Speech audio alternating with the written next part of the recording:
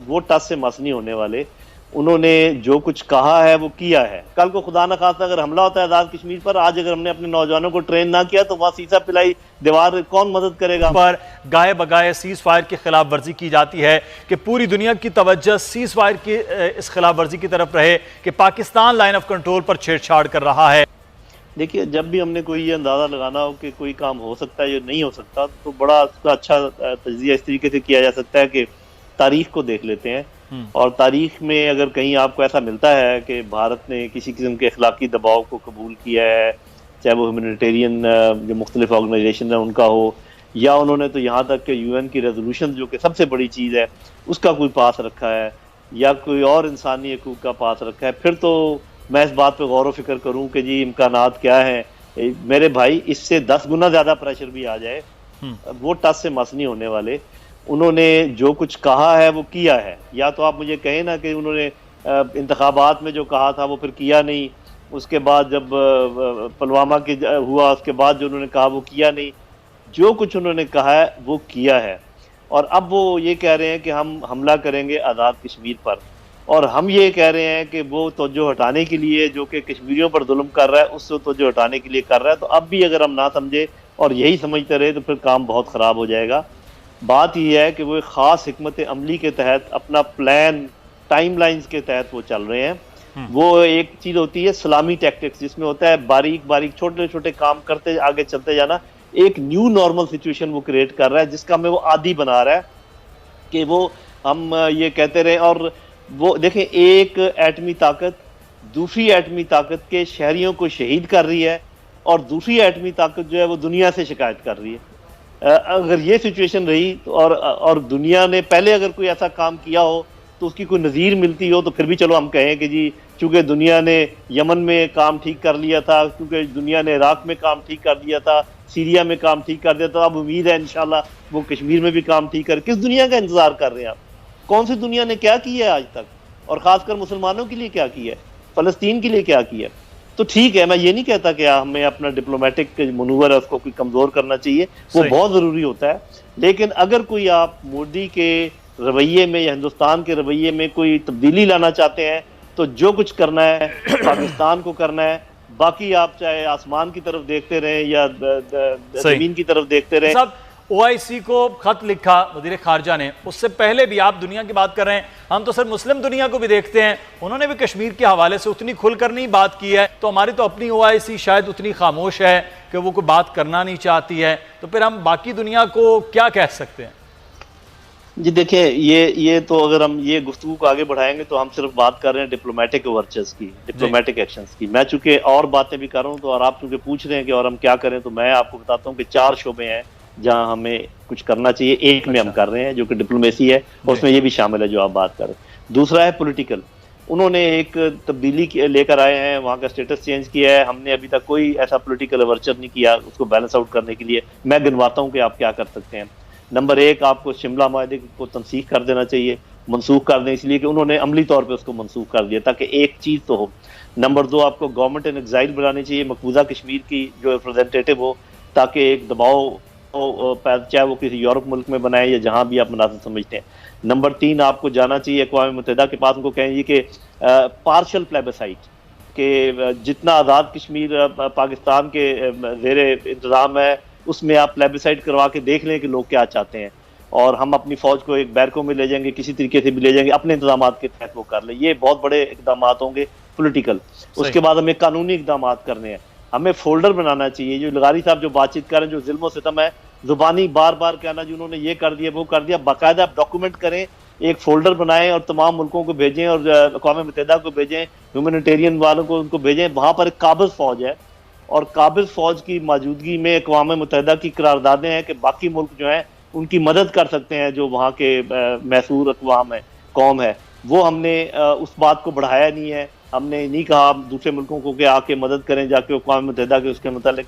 और वो तो आखिरी बात है जो मिलिट्री की आती है, जिसमें हम कम अज़ कम जो कर सकते हैं वो ट्रेनिंग अपने नौजवानों की शुरू कर दें और कहें कि अगर हम पे हमला किया तो हम जवाबी कार्रवाई करेंगे। कश्मीर के नौजवानों की ट्रेनिंग करें, पाकिस्तान के नौजवानों की ट्रेनिंग करें।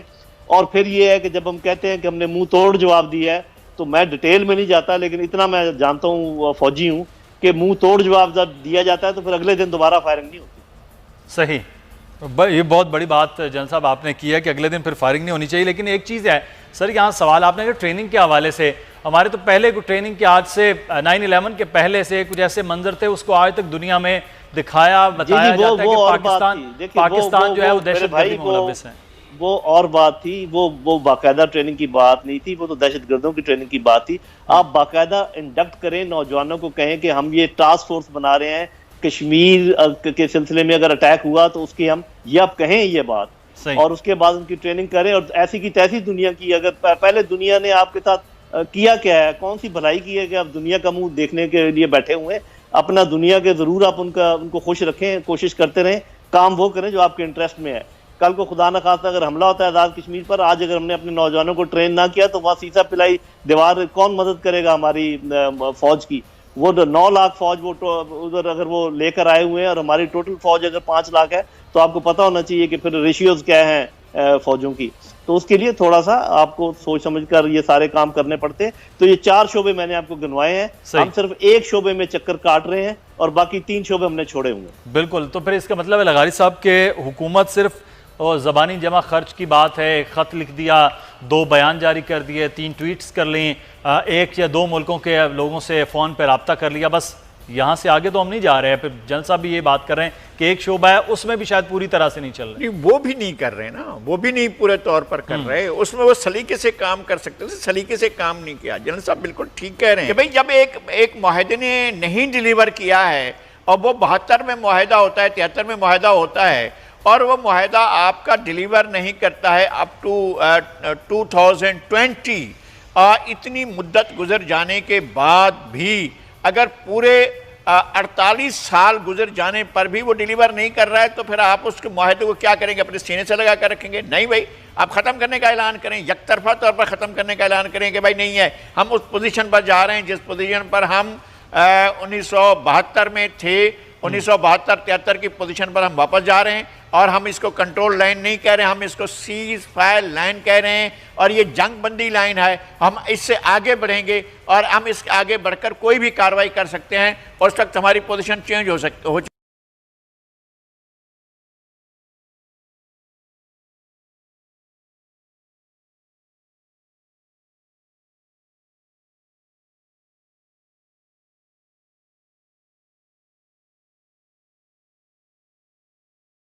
चुकी होगी। और दुनिया ने कौन सा कर लिया है हमारे लिए? क्या अक़वाम मुत्तहिदा की, सही कह रहे हैं जनरल साहब, क्या अक़वाम मुत्तहिदा की करारदादें मौजूद हैं, सिक्योरिटी काउंसिल की करारदादें मौजूद है, इसको तो इंडिया ने नहीं कंसीडर किया ना सर, आलमी बिरादरी ने कौन सा कंसीडर कर लिया? हमारे यहाँ इस तरह की बात नहीं है। हमारे यहाँ ट्रैक टू डिप्लोमेसी चल रही होती है और बैकडोर डिप्लोमेसी चल रही होती है। हमारे यहाँ एक तासुर ये फैलाया जा रहा है कि भाई ये तय हो गया है, उधर उधर रहेगा, इधर हम रहेंगे, इधर इंडिया रहेगा, ये सब कुछ ठीक है, ऐसे का ऐसा अरेंजमेंट है, यूं ही चलाया जाएगा। जनरल मुशर्रफ के दौर में क्या पोजीशन चल रही थी, वो ये कहते कि जी करीब पहुंच गए, वादी जो है वादी के ऊपर कोई एक ड्रामा कर लेंगे, बाकी इलाके इंडिया अपने पास रखेगा, हम अपने पास रखेंगे, कोई इस तरह का हल निकालेंगे। हमारे हल या हमारे जो चीज़ें हैं जनरल साहब, हम हल लेके जाएं या ना जाएं, उस हल को तो खातर भी नहीं ला रहा भारत ने जो प्लान किया, बकौल आपके वो प्लान किया, वो आहिस्ता आहिस्ता उसकी जानिब जा रहा है। अगर तो बात यहाँ तक भी होती ना जो आप कह रहे हैं, और तब भी मैं कहता कि चलो कोई बात नहीं, जैसे हमारे कुछ बहन भाई कहते हैं जी हमारी कमजोरियां हैं, अंदरूनी तौर पे कमजोर हैं, हमारे इकॉनमी कमजोर है, तो अगर इस बात पर भी बैठे रहते तो मैं कहता कि चलो कोई बात नहीं। लेकिन बात यहाँ पर खत्म नहीं होगी मेरे भाई। हिंदुस्तान को अच्छी तरह मालूम है कि वो कश्मीर को हजम नहीं कर सकता जब तक कि पाकिस्तान को सरनगू ना कर दे, और इसी तरीके से उसकी जो अकलीतें हैं हिंदुस्तान वाली, वो भी उसके कंट्रोल में नहीं रहेंगी जब तक कि पाकिस्तान को सरनगू ना कर दे।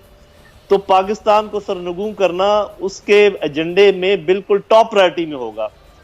बात सिर्फ ये है कि हम इंतजार कर रहे हैं कि वो अपना वक्त चुने और वो अपनी जगह चुने।